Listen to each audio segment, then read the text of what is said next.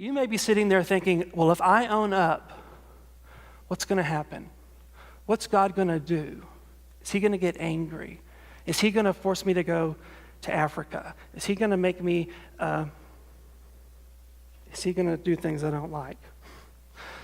I don't want to use an illustration that'll get me in trouble, so I'm going to leave it generic.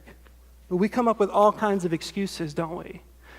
We think that God's this lightning bolt, gray-bearded guy in the sky that's just going to zap us as soon as we admit that we're wrong. Kind of like when you're debating with your spouse and you finally say, okay, you're right. And she's like, shabam! Yeah, say it again. Say my name, say my name. And then she's like, you're like, really? You're right. Okay, that is not your heavenly Father. Notice the response of the father in the parable. He sees his son from a long distance off, and he picks up his robe and he runs. We miss this. We're Westerners. We don't get it.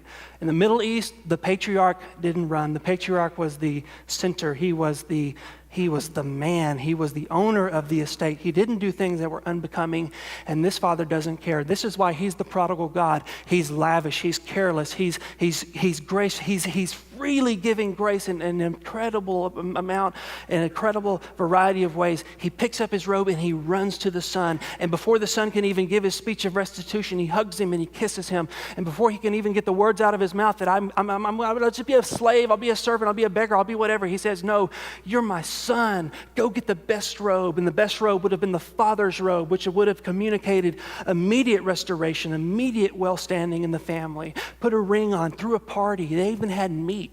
That was a big deal. We're no longer vegetarians. My son has come home. Kill the fatted calf. This is the prodigal God. This is a God of grace. This is a God who loves to give grace to sinners.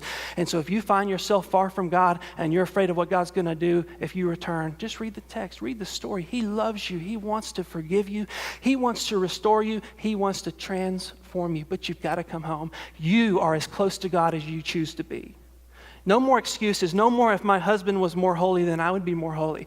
No more my schedule prevents me from doing my quiet time or being close to God. You choose. You are as close to God as you choose to be. You make a decision this morning. Am I fed up? Am I going to own up? Am I going to draw near?